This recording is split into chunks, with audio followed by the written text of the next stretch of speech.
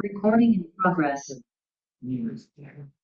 All right. Hi, everybody. Welcome to the October Poplar Grove Community Council meeting. I'm excited you guys could all come out today. My name is Daniel Tuutau. I'm the chair of the Community Council and glad to have you. Um, if you haven't seen already, we have some treats out there. Feel free to help yourself. We have some leftover apple beer from the Groove in the Grove event that we had last month, along with some other treats that we have for you here. So feel free to um, help yourself there. Um, I just want to make a shout out to the board members that were here. We have quite a few here. We have Karen, Peter, Diego, Bethany, Jordan, Danny. Um, some of us are in pink shirts. The others are. We made these pink shirts and they didn't even wear them today, so make them all feel bad. But they're doing their part by sitting in the front row. So if it's your first time here, we're glad to have you. If you come every month, we're even more glad to have you because your dedication. So we're going to go ahead and work through different presenters from that we have every month, basically doing our presentations, and then we have a couple extra special presentations that will go on, and then some announcements there in the middle. So as always, we like to kick it off with the fire department. I don't think we have anyone here from there. So we love having Detective Oliver. Well, missed last month's, but Yeah, it's fun. I actually watched it online, so that's even better. Uh, any questions that still have for last month? No, there's nobody in the Pioneer Precinct that's making money off drugs, so that can be squashed pretty quick. What? Yeah. So, And I gotta watch a meeting with them? uh, any questions, concerns that you're having right now? Check that. That's positive so far. All right, we're just going to jump into it. So, citywide, we had 131 violent crimes in September. We were actually down 30 from a 3-year average, so that's down 30%. That's great. If we narrow it down to Poplar Grove, we had 4 violent crimes in September, which is down 9 from our 3-year average of 13. So that's really good to see. We like to see those numbers go down. We actually saw a decrease in everything except for vehicle burglaries, and we just saw a 4-point increase on that. So as it starts to get colder, broken record, right? It starts to get colder. Don't go warm your car up. Don't leave the keys in the car. Any of that fun stuff. We see a real increase in stolen vehicles at this time. So too, we have we've had 1,344 calls for service in the last 7 days. That's actually down by about 100 from our 7-year average, which is great to see too. We have jail bookings and misdemeanor citations. Year to date, we had 15,390 compared to 11,000 from last year. So we are seeing a lot more arrests, a lot more citations being issued right now. And that's not traffic, that's not including traffic citations, that's misdemeanor citations and jail bookings. So if you want to jump to the felony part of it, we've had 2,045 felony jail bookings so far this year. That's a pretty good increase from last year. We saw 1,800 total last year, so we've still got 2 months left of the year. So the number is felony defined? anything aggravated. So I mean, you can have an assault. It all comes down to what the DA decides to push with it.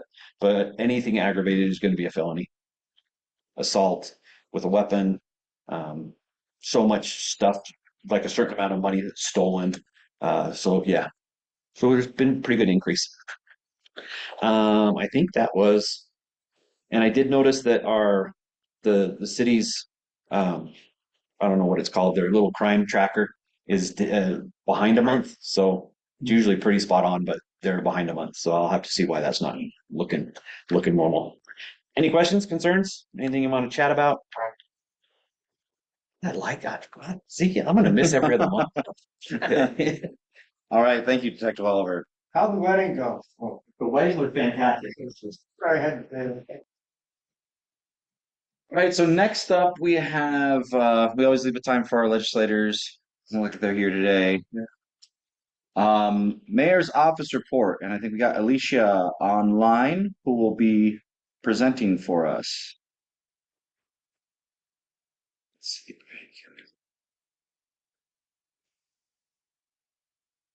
Okay, here. I think you need to unmute there.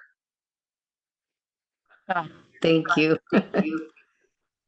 I am home today. I'm feeling under the weather. Several people in the office have been sick for the past week and a half, so didn't want to come in. Um, so yeah, thank you for letting me present online. Let me pull up my PowerPoint and I will share it with you all. Well, actually, let's see. Oh, here it is. So share screen. Then pulling that up. Okay. There we go. Let me get myself out of video mode. Hold on one second. Oh, what are you seeing on your end? Do you see the entire PowerPoint? No. Yeah, we see the whole thing. The whole screen? No, not full screen. We see the slides. Okay. There we go. There we go. Okay. So Salt Lake City PD's excited for their annual trick or treat event, which will be taking place this coming Friday, October 24th. It'll be at the Public Safety Building and it's free and open to the public. You can see the address there. It'll be held from 1 to 4 p.m. Our office will be tabling, so if you want to visit us, that would be awesome. It is also in Spanish version, so thank you for publishing that on your website. Let's see. Okay. The sustainability department has its leaf green program right now where gas powered lawn equipment is being you can turn in those gas powered lawn equipment for a voucher so that you can turn it in and swap it for an electric version of lawn equipment. You can apply and get a discount on electric landscaping tools. Applications are now open and they close November 4th.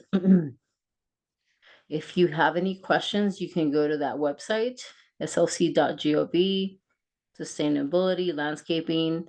And if you have any questions, you go to Clean Air SLC at slc.gov. The next slide. Now this handout was given to us by the county, and it's basically outlining all of the resources that are available for families and youth and those with pets who are experiencing homelessness. And so you can see that there's information about resource centers. You can call at 801-990-9999 to check bed availability if there's a neighbor or someone in the neighborhood that you can assist in getting a bed during this winter season. You can see the times on their availability, so you can also post this on the website, please. You can see that they have the Gail Miller Resource Center, the Pamela Atkinson's Resource. So this is like a compilation of everything that's available for families and youth and, you know, anyone in your neighborhood that might need some shelter this winter season. So you can also scan that QR code to find out more about Code Blue alerts. In Code Blue, there will be additional shelter beds when it is activated, which is temperatures that reach 18 degrees or below, including wind chill. So thank you for posting that on your website as well. The Salt Lake City Arts Council has the project support grants available now. The applications close soon, which is November 2nd. So I just wanted to remind you of this. These are grants that support projects in the community that engage with neighbors in murals and small scale events. It's basically to activate spaces throughout the community. So keep this one in mind, please, because the deadline is coming up pretty soon. I also wanted to include, I didn't include it in the slides, but the mayor's office will have, well, it's currently actually, well, let me see. I think I included that. There you go. We currently have the Arts, Culture, and Entertainment Grant open for you to apply. It closes November 1st, and this is your opportunity to apply for any community events that are large, small, or new or ongoing. And just make sure that when you submit your application, your request for funding doesn't cover or is not asking for more than half of your budget, okay? Or else your application will not be considered. One thing I did not include in my slides, which I failed to do today, was the Love Your Block grants. Those will be opening in November. I don't have the flyer with me, but I'll try to get a hold of it and send it to the board so they can post it online. I think this is their second round in the year, and it's basically funding that supports the beautification of your neighborhood and activation as well. So I know that many of you have applied and have been successful, so just keep that in mind. It opens up in November. Let's see, there are two things that I have going in terms of case management. One, is it two or three? Let me say three. One is I got concerns regarding the status or the maintenance of streets around the neighborhood. So I recruited or asked the community and neighborhoods team to come and present on the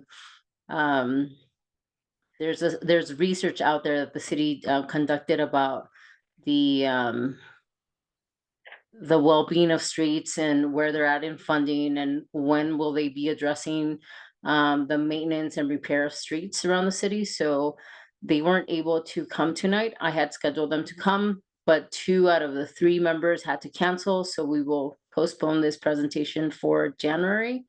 The other project or case that I'm working for Poplar Grove is connecting with the Smith's Marketplace, because I know that several of you or community members have expressed concern about the market's presentability. They've also had concerns about the folks experiencing homelessness, how impacting the area. So I'm working with communicating with the manager of that site, and we'll bring back some report or feedback on several layers of that situation in January. So that's ongoing. And then the other case that I'm working on, that I started creating like an interview sheet. I'm creating like an interview protocol to address the concerns about a housing, I think, that's enabling, I don't know, drug trafficking, or maybe there's mismanagement of the homes in that area on the block. So I'm working on that as well. So please don't think that I have forgotten about particular concerns that you've brought up to me. And that is it for my presentation tonight. Do you have any questions or concerns on your end? Great, thank you, Alicia. Is there any concerns that anyone here has specifically for the mayor's office that you'd like to have relayed back up the chain or? All right, question in the back? Just specifically with the Smiths, if you are going to be talking to the Smiths manager, I would love to have part of that conversation be a better bike rack. It seems to be being dismantled slowly over time, and I feel less safe about locking my bike up there. So that's just one thing that I would like to have brought up. If you're already talking. Wonderful. Yes, I'd like to hear that. Thank you. Yes. I will address that. And perhaps the city can help them replace their bike rack, because we do have a program to support businesses or local organizations replace their bike racks throughout the city. Yeah. Did you have something, Danny? Yeah, so I just want to thank the mayor's office for letting me tour the brand new Glendale with you, the brand new Glendale Park, unbelievable. They've taken a lot of things into consideration, and the colors and the safety and utility are just off the chart. We couldn't keep the mayor from playing little noises on the toys, and yeah, it was great. Thank you, Great. Dan, for Thank that feedback, and I appreciate you sharing what you experienced during the visit with others. Okay, well, awesome. Thanks, Felicia. If you have any questions, or her information is in the recap that we send out every time, and she's always an open book to try to connect with. So, Will you send me your slides so I can put them in the recap, Alicia? I will. Thank you. all right. Great. So we'll just keep on trucking. Say, hopefully, won't be as exciting as last week. So, um, any reports from our city councilman? Doesn't look like he's here this week. Um, Nothing from Sorensen.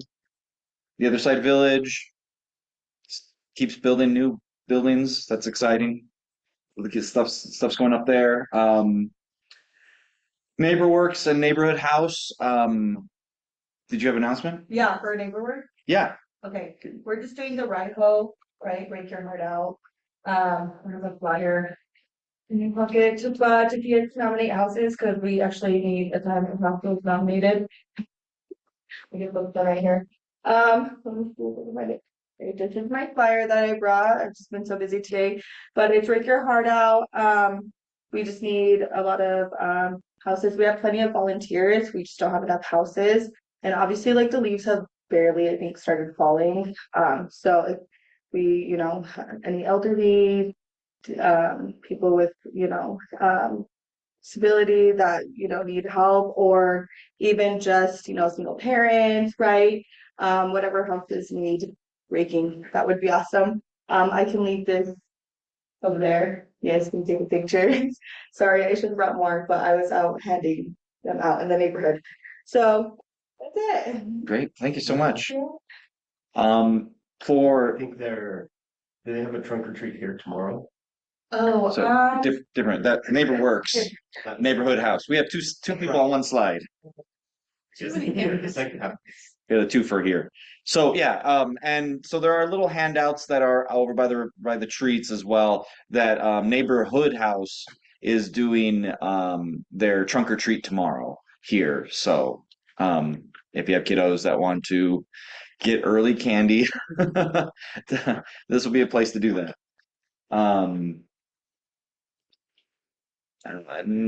Salvation Army, not yet. Okay. Fisher Mansion. Any updates, Danny? No, Dan's the man. So yeah, we're gonna have we haven't had the next meeting yet, but we have added another, other than me, so I'm not the newest newie. We've added another friend to the friend of Fisher Mansion, so we're moving ahead. Great. Okay, a few updates from Poplar Grove. Man, we usually Detective Oliver really got off light this time. Usually we are fighting with him like half the time, so that's great. So we had a board member that had an idea of doing a little event. This is not like a super big fancy event. It's mainly just the community council. Some of the board members are going to get together. We're using some of the funds we're going to basically do some hot cocoa or hot cider out at the Poplar Grove Park. From 6 to 8 on Halloween night, so that if people are out trick-or-treating, they can just stop and get a little cup of warmth to warm the bones as they go skeleton to skeleton. So we have haunted hot cocoa and spooky cider. ChatGPT help you find those. So it'll be a pretty informal. We'll just be out there passing that out. If you feel like stopping by or want to volunteer and spend some time, I mean, spend half an hour out there with us. It's just trying to create more of a sense of community. So not super fancy, but it should be fun. We also wanted to mention that we will not have we don't meet as a community council during the summer and the winter, meaning we don't meet during June and July, and we don't meet during November and December because people are busy and it's hard to meet. So we meet every other month of the year. Our next official Poplar Grove Community Council meeting, which will be here, will be in January. So we'll have the next 2 months off. But we thought it would be fun to join in and connect with our other neighbors.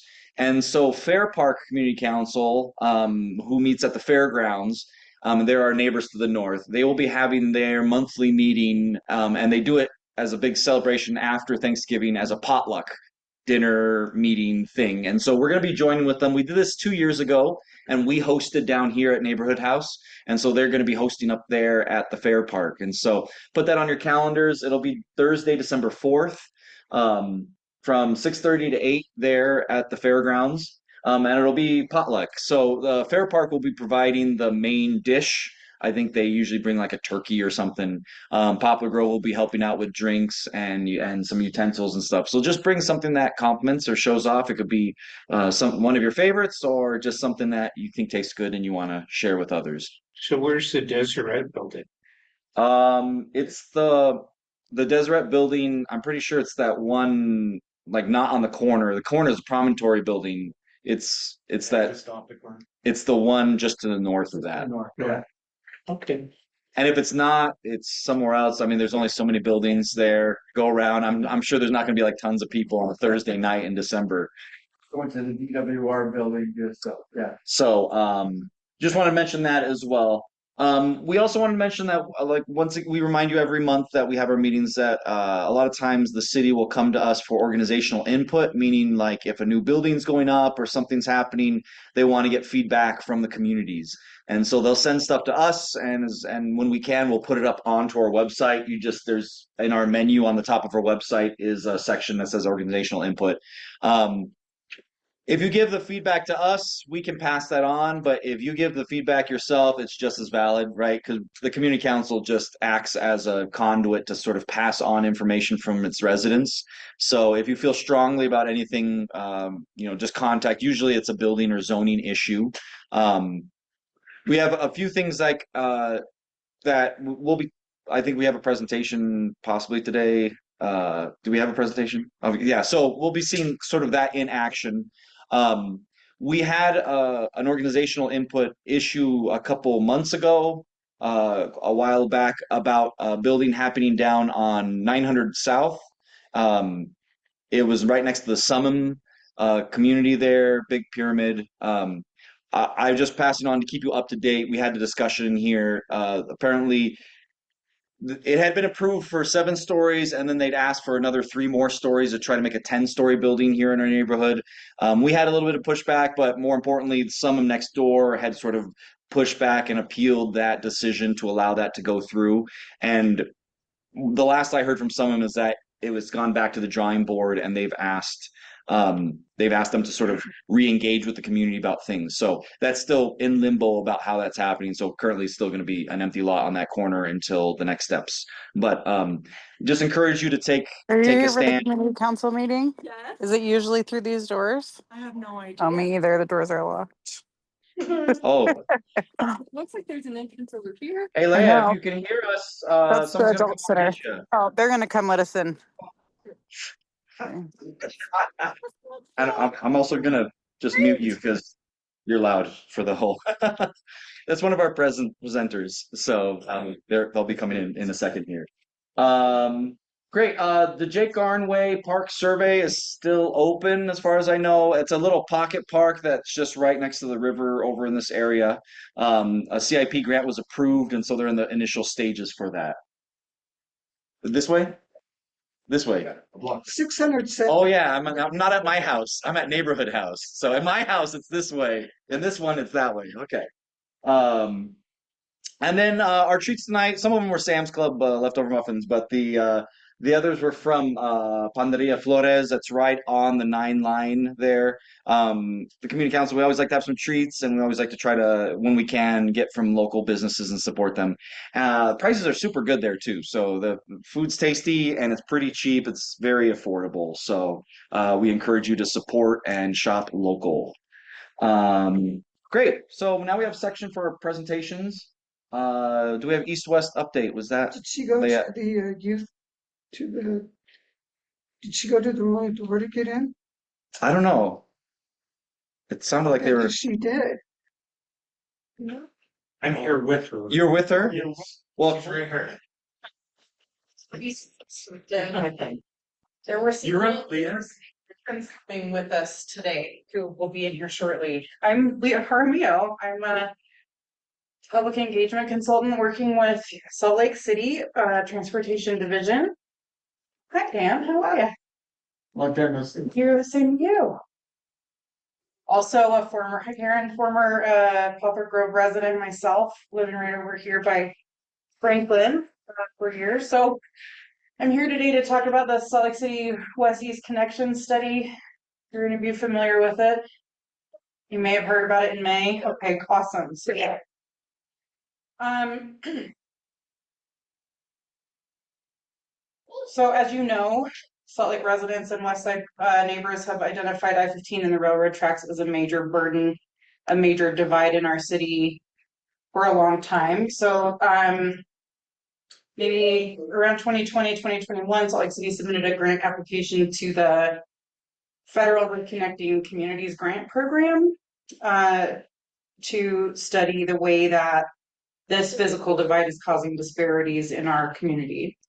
So we were awarded a grant to do a study, and we kicked off work this spring. So you may have heard about the survey and the public meeting we had in May. So today we wanted to kind of give you an update on what we've heard, and then the team that Brent leads has been doing a lot of research to pull data together to sort of support the things that we've heard from the neighborhood. Dana here is on our community advisory board. So if you have questions about how neighbors are represented, I'm sure Dana can talk to you about that. Next slide. So briefly, the study comprises all of the West Side neighborhoods shown on the map here. This should be a really familiar picture for all of you.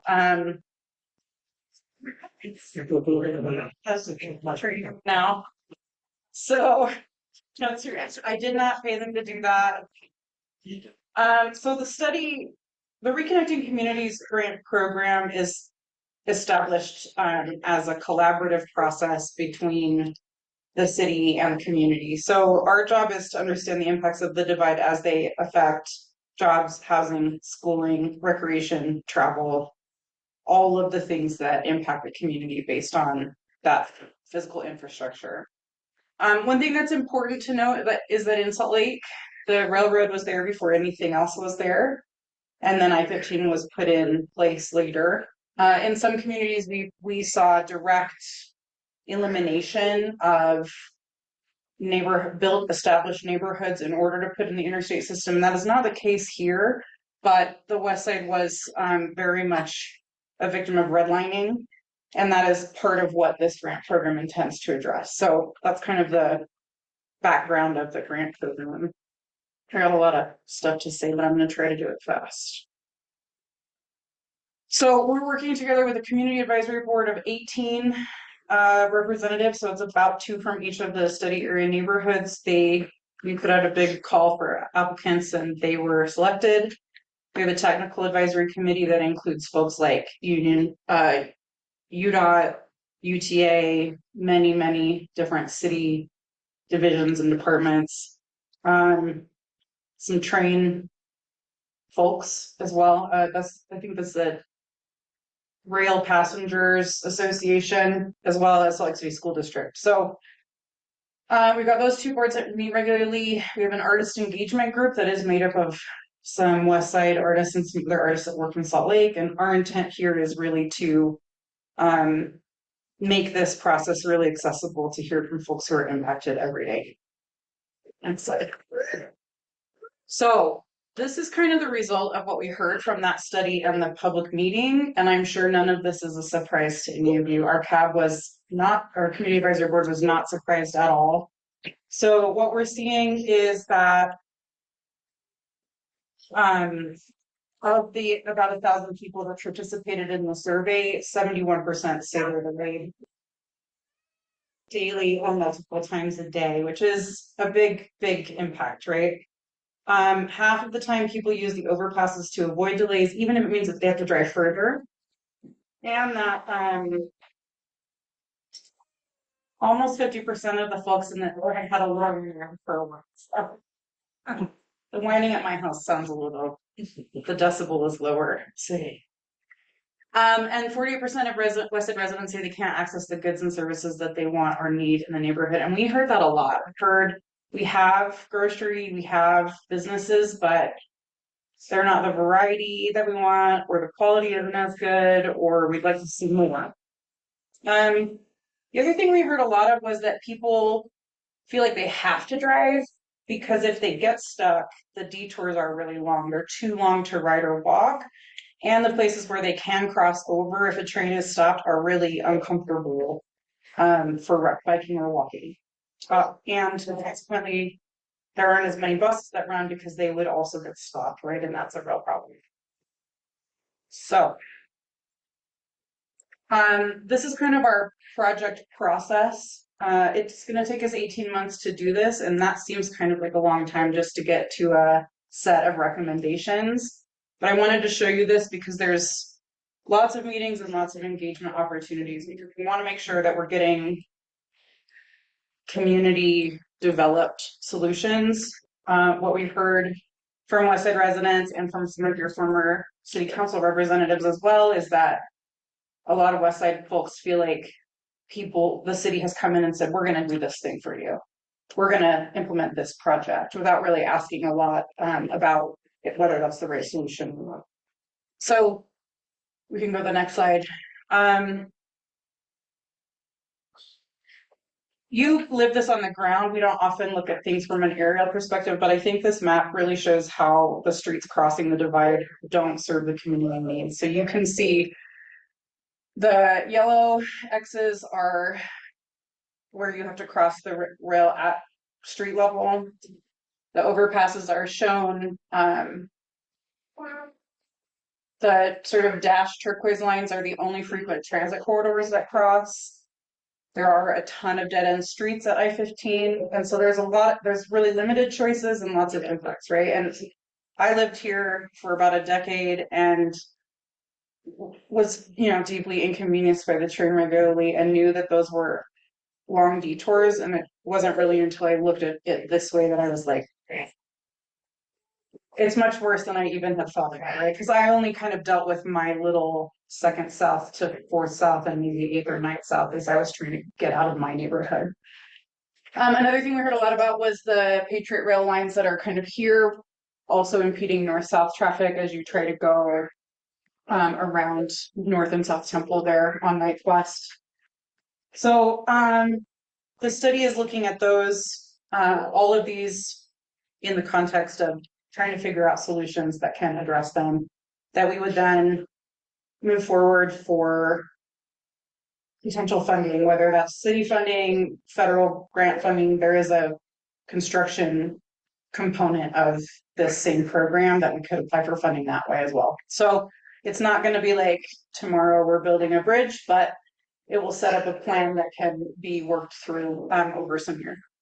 Okay, next slide. So this is a lot. I'm going to give you like the 5 takeaways. We will have all of this information up on the website here in the next week or so. But I think what's important for you to know here is we heard the things you were saying, and then our team went through and looked at the data and is able to verify with real data that that's what's happening. Because I think that's often part of the problem with public projects is we don't always get to take as big of a deep dive as we were able to do on this project to prove what's happening. So for travel findings, we're finding is that there aren't a lot of grade separated crossings. Some of the corridors are deeply congested and delayed. Whenever a train is crossing, transit isn't able to use a lot of the corridors because it's so unpredictable. Most of the streets are low stress for walking and biking, but the crossings are the problem. So you can get up to the divide, but then getting over it or around it is really uncomfortable or not possible. And the city's made some changes, right? Like Third North has a head bike bridge, or South Third, and I'm glad the cones were almost all the way out of the intersection there, but they're adding that bike path on the south side of the 4 South Viaduct. So the 9 line has connected through, but there's still some real problems, and those are far away from each other. Freight, obviously, freight and truck movements to businesses on the west side are also impacted by this. And we see just a lot of crashes on Redwood Road and Ninth West. Those are real hotspots in our city, not just on the west side. Okay, next slide. We also know that west side neighborhoods have a higher exposure to traffic-related air pollution and noise, which is contributing to health disparities across the neighborhood when compared not only to the city but the county. Healthcare access is limited. You have a number of clinics on the west side, but there is no hospital, right? And when we spoke with emergency service providers, they're telling us that they have had over the last 10 years or so, had to increase their resources and also plan their routing differently in order to only use the bridges to avoid those delays at the grade crossings. Lighting and personal safety around the divide is either there are gaps or it feels uncomfortable, it's dark, or they're very long crossings that aren't very well lit.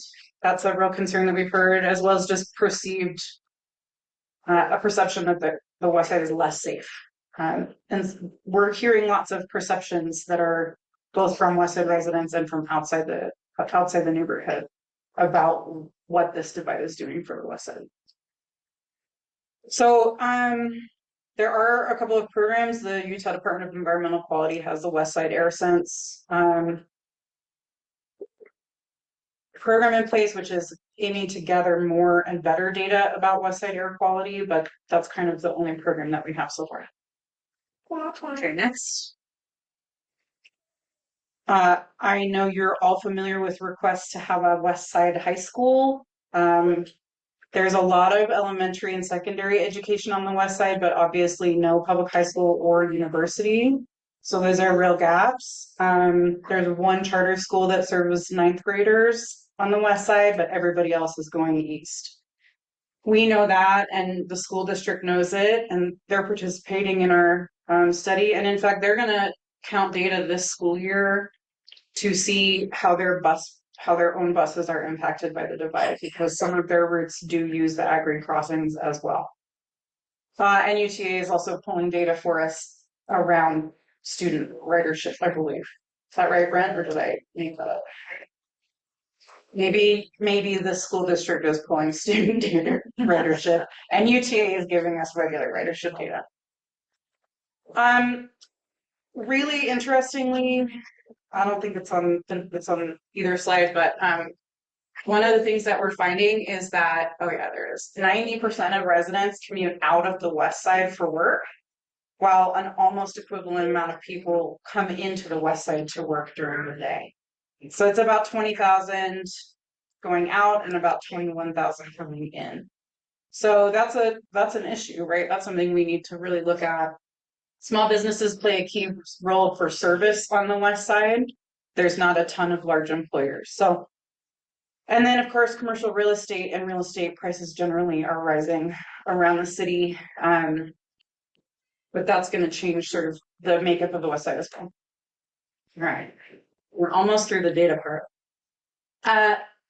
As you know, there are some major growth and development plans with the Power District, the Inland Port, and the Sports Entertainment District. The West Side neighborhoods tend to be the more affordable.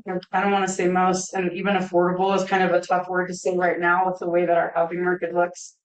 But you also have the most sort of established residential neighborhoods, right? We have lots of single family homes. We're starting to see a lot of high density around North Temple and in a few other places, but there's not a lot of commercial properties on the west side. It's almost all residential. Okay, so the last one. Again, the west side has more single family homes, but a lot less, and high ownership rates, but a lot less diversity of housing. And we know that west side families are moving further west or further south to find housing that fits their family size and need, right? We tend to see more multi-generational families on the west side. We see larger families, and a one-bedroom condo or apartment isn't going to fit what they need. So we're seeing people leave because of housing type and affordability. But as you know, the west side is full of really cool amenities. We have lots of parks, schools, great libraries, rec centers. Although I will say trying to find a place to hold a public meeting or like even a community advisory board meeting is impossible because every public space has dance class. Every time we try to look for anything. So I don't know what's happening over here, but there's lots of Zumba and dance classes every night at every rec center on the west side. So we'll just have to go do that instead. Again, like I said, food access is limited. The grocery stores are limited. There are grocery stores on transit corridors, which is great, but connections to transit are not there. And we're limited in our grocery choices with only a couple of locations and a couple of stores. And then most residents live within good walking distance of multiple amenities, but there are still gaps in the West Point, Jordan Meadows, that far north section, and then also still in Glendale and Rutherford. So there's parts of the west side that you really can't, it's too far to walk to a lot of things. And that's a goal of the city generally, is to put parks in places where people live or make those connections easier. So that's all the data stuff. And what's next is we get to brainstorm solutions. So we've been working with our community advisory board and the arts engagement group to help us figure out how to get folks to participate. It's not a great time for people to go to a public meeting. You guys are awesome that you're here. People have a lot of things that they're doing, right? Work, school, family, all of their normal obligations make it really difficult. So we really want to come to where people are. That may be going to, I'm going to get the name wrong. I always do. The Mountain View Glendale Resource Center. No, that's the name. The Learning Center, where there's food banks, where there's community vaccine drives, where there's other things that are happening in the community. We want to double down on those. You're going to see some art installations that are designed to really draw attention visually to what's happening, what the divide is sort of indicating to people. We're hoping to engage some local businesses to help promote. You'll get a mailer. There's going to be lots of things to do. So one, I would love to, you can go to the next slide, encourage you all to sign up for email updates so that when we get all of those things scheduled, you can stay engaged. If you have other ideas about how to get your community engaged, let us know. We really want to make sure that we're getting a representative voice of the folks who are impacted daily. And that's, it's difficult to do. And then show up in February, March, when we'll have those events. Questions? Karen. So how does all this fit in with the Rio Grande plan? Brent. It's a great question. I'm gonna say Brent is the expert on this, but I'm gonna say that our intent is to develop a broad range of solutions that then get vetted around how well they address the pain points we just talked about. So it could be that the Rio Grande plan is one of those solutions that get vetted across the other.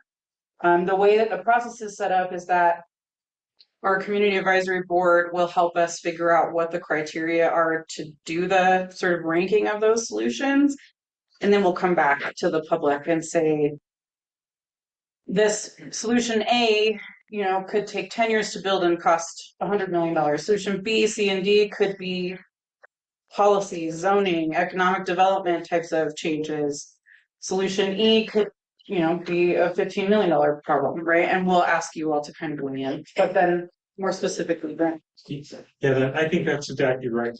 We did a pretty deep dive analysis into the Rio Grande plan about a year and a half ago or so, prior to beginning the study that showed kind of the physical impacts. And so we have a good understanding of what those are. And like Leah said, now we need to weigh those impacts and those benefits with what are the other potential solutions that could also serve to address the problem. So starting in January or so, We're gonna come up with our range of solutions. The Rio Grande plant is one of those, plus a dozen others. And we'll get those all together and start getting the community input, weighing the priorities, weighing the benefits, effectiveness, and the cost, and then recommending which of those solutions or parts of solutions form that recommended, the recommendations.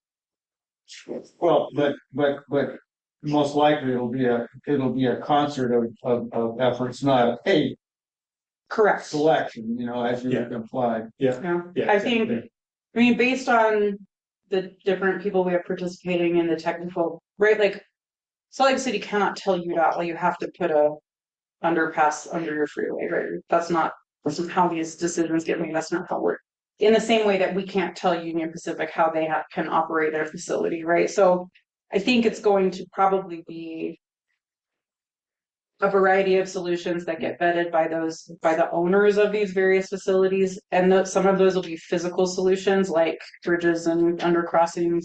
Some of them are going to be policy related things, and some of them are like, you know, like Salt Lake City School District, right? Like they're going to come to the table and at least hear and weigh in on the conversation as well. Yeah, and so we're trying to take a holistic approach. Some are addressing directly the barrier.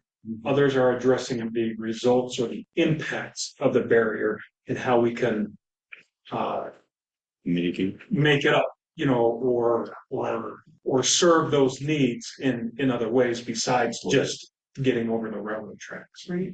So do you have like a scoring way that you're gonna look at all these plans and We will. like, you know, this over here gets more weight than this over here, and I mean, Yeah, we haven't developed that scoring mechanism yet, and that's part of our next steps that we're starting right now. We've completed our goals and objectives, our problem statement, and those things are on the website. We're about to finish our existing and future conditions report, and then we launch into what are the range of solutions, evaluation criteria, prioritization criteria, and that's going to take us probably through about August of 2026 to get through that, and then come late summer, early fall, we're going to have the recommended projects that we'll start to prioritize, and then with that final package. I think some of the criteria will be, you know, how many of those sort of four themes or topics that we just covered are addressed by any one solution.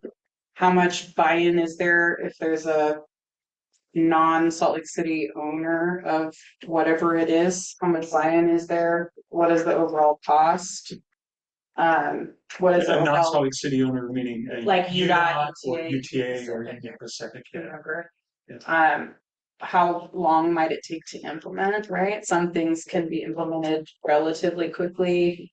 Like you're a council member, I think they're moving forward with the train foe signs. That's, I hate to say it, but that's kind of fast moving for a city sort of implementation, where something like a bridge over a UDOT or civic facility will take longer. So I think those are going to be some of the criteria, but I think we'll also want to hear from the community what's important to you. And on that note, so what's important to some people, obviously won't be important to other people, because some people are interested in down the road, you know, way their children's children, you know, but other people are more likely to be interested in the immediate gain that they might get from a particular opportunity to get across the tracks or under the tracks. Yeah. Just saying. You're not wrong. I mean, that's why I have a job, right? Is I'll try to That's moderate all of that public input. That's gonna be really tough to tease out. Yeah. And some will be policy focused that will have to be implemented over time with the development. Others will be a direct, hey, we can seek funding for project A or project B, and others will take your children's children, you know, to implement. And that's kind of where Rio Grande is going. Yeah. But it could be a project, you That know, moves forward. with $4 to $6 billion, you know, effort. You know, I it's a think big project. It's a, Yeah. And I think I know there's a lot of community support for it. I think it's important that whatever solution we share, set of solutions that we share with the public, we talk through benefits and impacts across the west side of it, because that plan in particular benefits a certain part of the city, but it doesn't benefit the whole west side. And it doesn't So- solve the entirety of the divide. Correct. You know, you still have I-15, you know, you're solving the railroad, but you still have to figure out permeability. So there may be, if that's where the recommendation is, we still have to have a set of complementary projects to address the other half of the problem with the Rio Grande plan. What is that estimated cost to mention? 3 to 4, 4 to 6 billion. 4 to 6 billion would be. So I have a question for everybody here, that before we move, I know I wanted you about our specific ideas or what we can do specifically. Great, thank you. And I think the idea to. A question along that, you mentioned 300 North, I think it's great how they put that. The overpass. And it's really like that on 200 South, Yeah, which is even closer. Well, we already have some great ideas for 200 South. I love to hear that. Yeah. So I've been working on a parallel study called the Power District Transportation Study, and it's just west of there. And we know how important transit service is to get into that area. Yeah. And you can only increase transit service until you can cross 200 South. Yeah. So we've come up with some ideas to help address We it. live on 200 South and 830 West, right on the corner, and we can't even use the mass transit, even though we're 2 blocks from the city. If you can't get to it. Because we can't get to it consistently. That we, we go to get on the tracks, but the train stops us and we miss the tracks, so we miss our appointment. Yeah. And we're 2 blocks from the main. that's so frustrating. You need a drone, like an aerial. Yeah, yeah. So like I said, we want to talk to you because we Yeah. have to be like very specific about what we. Yeah. And that's, so those are the kinds of things I think we want to see in the spring as well. Those location specific suggestions, as well as, yeah, maybe this neighborhood needs one more grocery store, right? Like it doesn't necessarily have to be like, it should be on this, knock this house down, put it here. It should be like in this vicinity, maybe these types of amenities would make sense, right? So I think we're looking for the broad range. In fact, in our community advisory board meeting, someone said, in terms of the range of solutions, anything goes. And we said, yeah, if it meets the criteria, right? And they said, what about like a giant slingshot if we just slingshot people over? And we said, well, I think, We'd have to evaluate it. yeah. And if it meets criteria, I guess it gets put on the list for the community to weigh in on, right? So we're really trying to think as broad as possible. And you know, we do want a wide tent as we come in and filter it through those technical solutions, because you know we have a technical advisory committee that's focused on, you know, UTA, Union Pacific, UDOT, to help us filter through, because we do want the recommendations to be implementable. You know, I think if we did recommend a slingshot, Somebody would tell us no, No. probably. Yeah, what it was. yeah, You gotta want it more. You That's gotta want it right, more. yeah. There's people feel weird about stuff over their freeways and railroads, right? Everything's weird until you do it. That's right. So I'm happy to stick around, and I'm happy to take any ideas that you have about engagement or about the solutions. The project website is there. That email goes to all of us on the project team. So if, feel free to jot it down and shoot us a note if you have anything. Okay, all right. Thank you guys so much. Sorry about my entrance. It happens. Sorry, you got good presentation. All right. Cool. So next we have Austin. Why don't you tell us what's up? Yep, and I won't take too much time, but I live in Salt Lake City. I've been in Utah my whole life. My family's been here 175 years basically. So I love Utah. I want to make it better. This is what I spend my career doing. So let's go to the next slide, please. Next slide. So there's this spot in your guys' neighborhood, and you guys have a great neighborhood. You guys have great access to grocery stores like Rancho Markets, Salt Lake Central train station, North Temple with the Green Tracks line. And there's a building in your neighborhood that's been vacant for a long time. It was called Trophies Inc. Trophies. Trophies Inc. So Trophies Inc. hit the market last year, and my wife and I bought it. And we are proposing to do 6 for-sale townhomes in your neighborhood. And I'm here to show you guys our proposed plan for it. We don't need a rezone. We don't need any special city permission. We're just following the zoning code how it is. But we want to get your feedback to hear if there's anything you like about it or anything that you change about it. Just the fact that they're townhomes, that's a plus. Yeah, well, we thought we'd like that. So here's the building. You guys have seen it before. It's on the corner of Jeremy Street and 100 South. It's been vacant for quite a while. If anybody needs old trophies, let me know. I have thousands of trophy pieces to get rid of. You might take you up on that, Austin. Okay, so it's hit me up. I couldn't convince any trophy store to take anything, so that's what we got. So here's the building.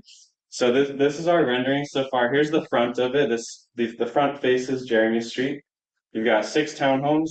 They're a little bit different from what you usually see. They're a little bit bigger than what you've seen built in your neighborhood. So these are 4 stories. And I'll show you guys the floor plans, but the main level is a, let's say, 1.5 car garage. So you can fit a car in it, you can fit other things in it. But if you want to, there's also windows and a door. So if you want to have a home business, let's say you cut hair, let's say you run a pottery studio or you have an office, you want people to visit you, you could do that at the front of your townhome. 4 stories, and then there's outdoor decks on each floor as well. And we're hoping to have a little bit of color. These aren't the exact colors that we'll use, that could change, but we do want a little bit of color because what we've seen a lot of is just white, black, gray, repeated over and over, and it gets boring. All right, so we want to differentiate. Next slide. Here's a side view of it. And this corner one will get a little bit extra garage space and an extra deck on it. Is that right up to the sidewalk? It is, yeah. So the zoning allows us to build right to the lot line. There will be a little bit of gap for utility easements and just a tiny bit of landscaping, but we're going to be close there. It's hard to see with the screen, but I'll just walk you guys through the floor plan. Like I said, the first floor is garage with working space, optional. The second floor is kitchen, dining, living. The third floor is if you have kids, you got 2 kids' rooms, you got a bathroom, closets, laundry, and then the top floor is really special. So that's the owner's suite. And on that, you'll have, bathroom, closet, bedroom, and there's a balcony on that 4th floor that'll face downtown. So the downtown skyline and the Wasatch Mountains, which will be lit up with sunsets. It'll look really beautiful. And I think that'll be the selling point of these townhomes. You can see over the open. You'll be able to watch the freeway, right? Yeah. Yeah, that's so Just saying. yeah, just a look at the inside. We can flip through these quickly, but this is kind of interior renderings of what we're looking at. Thanks. And let's go back to that just angle view from the corner. And I'd like to hear if you guys have any input. So just like price wise, size wise, these are going to be 3 bed, 2.5 bath, like 1,600 square feet. And the pricing is going to be like mid 500s, maybe touching 600, especially on that corner unit. So pretty like pushing the limits of pricing in the neighborhood, honestly. But we want to lift the neighborhood and show people how special it is. So yeah, comments, questions. Yeah, there's like the trophy place is right on the corner. There's like an empty lot right behind it, kind of ish. And then there's a greenhouse. Is that greenhouse coming down to be a part of this, or that's staying? No, we don't own the just greenhouse. right up to them. Yeah, just right to the greenhouse. And then, yeah, it'll be close to their house. So that's what the zoning allows. Peter asked about parking. Each of these has a garage, 1 car. So 1 car garage. Yeah, that's what we feel like it's a 1 car area, honestly, because it's so close to Salt Lake Central tracks. It's so close to the Green Light tracks. Yeah. So we live on the next corner, just on Jeremy Street at 2nd South. We're right on the corner there. And Alpha View went into, just this last year, it started getting filled up, and our parking is already just from our last meeting to this meeting. Yeah. There's just so much more traffic out in front of our house now. We can't find places to park. So that's you want to bring something like this in, even just to block on the other side of us, and it's going to be even more of a mess. So I'm not saying I don't want you to do it, of course, but parking has got to be addressed in that neighborhood. It's a little teeny neighborhood, and there's not a lot of parking. How would you address it? Just hell. I have not. Well, first of all, the south side is like 700 or 800. Yeah. Well, I don't know the answer either. I'm saying something's got to I'm bringing it up because it is an issue. A big issue. finishing. Is You the, don't know? is the, Come with us. You will Hey, see. man. That's on other hand. Conversation. Okay. Well, just timeline wise, we are securing construction financing. We're finishing up our designs. There's a building permit in for the city for review right now. And once we get that approved, we'll secure a loan, we'll demolish the building. So I hope that you guys will see construction activity in, let's say, 2 months. Hopefully the building will be torn down within that time. But if anyone wants my contact info, just come ask me for it after and I can give that to you. are you gonna call back to the trophies? Games for WA? So my track and field coach at West High and cross country coach at West High, and I was dragged to that trophy store more times than I can count. Dan can attest to it. Yeah. Every trophy that went through West High School for like 30 years came out of that place, and so I'm just curious. Maybe there's a opportunity for a little. I think like a new homeowner gift is in. Yeah, there you go. For every new homeowner you ever know, you got like that. So right. Townhome. Yeah, trophy. Yeah, no, that is what it's called right now, actually. We're not gonna market it that way, but yeah, that's what it's called. Real quick question. So did you say you have retail on the bottom or? It's flex space. Okay. So if you did want to operate a little retail store, you could do that. The zoning allows it, and we will have a spot broken up where you can do that. So just for that consideration too, parking is gonna be important because Yeah. you're gonna want to be able, your customers to visit your store. Yeah. And be able to park. Because that's actually, I've got a business in my home and it is affecting my clients' quality. Yeah. Big, so I'm gonna have to park on now for south, all the way down Second South, just to get to me. Yeah, no, that makes sense. The one thing I could say to that is that these are really small, like home offices, basically, let's say 200 square feet at the most. And so it's not going to attract a lot of customers. So That's like a restaurant. Is there street, it's not a restaurant, it's not a coffee shop. There's not room for that here. I mean, There is. is there street parking along there on, could there yes. be parking on all sides of it? Yeah, there's street There's parking quite on a bit both of sides. street parking there now, but things could change. Yeah. Okay. Okay. Guys. Well, thank you so much for presenting. It's always nice to it's always nice to have actually some insight about what's going up before it goes up. So often we just are surprised when suddenly there's a new building getting put in. That region there north of 200 South is part of the transit area, so they have different requirements than a lot of the other areas. So I'm glad to see at least there's a parking spot because we had, I think recently, I mean, it was a while back, we had someone come in there, they're going to put in like 30 studio units and they had like 9 parking spots and they're like, yeah, well, this is more than we're required to have, so we're being nice. And we're like, Across the street from us, they want to do that. yeah. And so yeah, parking's always an issue. And I appreciate you bringing up the parking problem, even though we don't have a parking solution, because so a lot of times we don't have a solution, but if enough people are talking about the problem, someone smarter than us figures it out. Second South, you go on a wide street. There's so many things that could be done there. The whole south side says no parking all across it. So why aren't people able to park along there? Plus, it's wide enough that like on second or third south and third east where they have parking in the middle of the street, they could bring something like that in, put diagonal parking. I mean, there's a lot of things that could be done there, but we brought it up to the city and nobody will listen to us. They're just like, We're listening right here. yeah, that's why We're listening. yeah, I want to get very involved. Great. Yeah, east west to know that. And then maybe possibly Alicia, if you want to put this on the list of maybe talking with some of the parking and zoning kind of stuff that the city, because sometimes I think some of the space, some of the streets, it comes into like when it's UDOT property, like that comes in different of what we can do in certain areas when it's near the freeways and stuff. So, but we don't know unless we know. So maybe I don't have an exact thing, but maybe Alicia, if you can ask in about if we can get someone to connect with us about parking issues. The city's trying to trim trees in front of our house.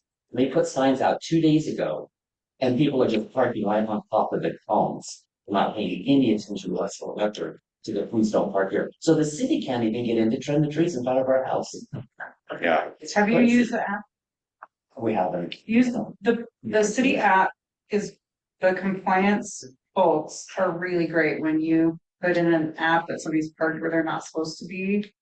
They will come out and they do respond. So that's a great way to. Do you know about the app?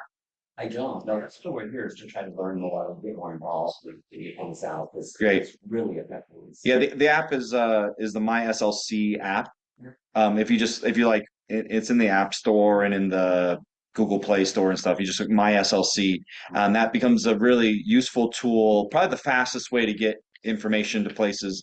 You take a picture of the thing that's wrong, you send it in, and they pass it on to whoever it needs to get to. So Can add that's a I can add into my slides something about SLC, my SLC app, how to apply and I mean download it on your phone and stuff like that. So I'll add that to my slides too.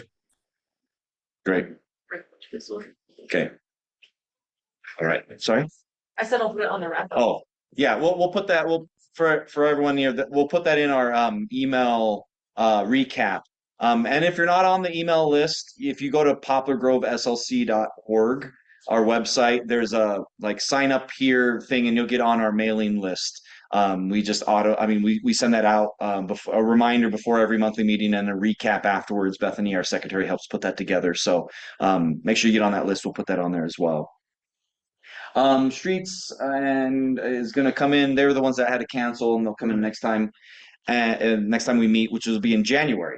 Like reminder, and then a reminder that we're having our joint community council meeting in December with Fair Park, which will be an opportunity for more community engagement and connecting with more neighbors. And Fair Park is just right. I mean, Fair Park and Glendale being our next door neighbors. We have so much in common with them that a border isn't such a big deal. So it's nice to connect. We're doing that with them. We're working currently with Glendale to try to do more events next year. Maybe collaborate on some arts events or some other things that they have going on. So we just want to make sure that our neighborhoods get stronger and are a little better. So before we wrap up, is there any other community issues that people wanted to bring up? Yeah. I went to this No Kings protest Saturday, and I've had some realization that I feel like that some of our federal government has put us in a bait and switch with their telling us one thing that they were campaigning for, and then when actually things started moving forward, they changed up on us, and so how that's affecting me directly, and I was just wondering if anybody else has any comments on it, was that they want to have a work requirement for Medicaid now for people 18 to 65, and that's going to affect a lot of people that's wanting Medicaid, and it's just it doesn't seem like the federal government's working towards trying to help out the people in America by eliminating help for poor people and making rich people richer. Yeah. So we are not going to open the can of federal politics at our community council meeting since our purview is so limited. And what I personally feel is that I can make a difference in my neighborhood. So that's why we have these community councils and these meetings. So we'll just keep that in mind. If anyone wants to chat federal level, you could take that post meeting. Well, one federal thing is vote. Vote's important. Right people. Well, vote. Any other questions or concerns specifically related to sort of our level of government? Yeah, in the back. Poplar Roads and boundary. So the last time I came to this one, there was somebody presenting about a lot on Indiana and just west of Navajo. It's like can't remember. Anyways, Crossroads was. has there been any movement with that? Do you know anything about that? Soul was accepted or? I believe that was Austin's project, under the CRA. Where he works at the city. We can get him to come back. Okay, Yeah. so I know it went to the powers that be that make the decision, but nothing official has been brought to us about its development. So Saying they were like the only official proposal that had come to present here, right? yeah. So they were the only official presenter to us, but there were two that went in that I don't know what it was because they didn't present to us. But I mean that's definitely on top of mind. Yeah, for those that weren't here, on Indiana is an empty lot that they were taking proposals for what to do there. Crossroads came in and did their presentation, but we haven't heard officially yet. So I mean, as soon as that comes out, we'll try to pass the word along. Yeah, so Plans have changed. So, you know, they. yeah, And things. great, Anyways. great question. Well, this happens so seldom. I love it that we are done early. So with that, we'll go ahead and adjourn our meeting, and we will meet again at the new year. And in the meantime, we will still send out updates via email, so make sure you get on the email list. And then we post what we can on the socials if you use Facebook, and sometimes it crosses over to Instagram. I think we have access to that one too. So thank you, everybody, and have a great evening. Thank you.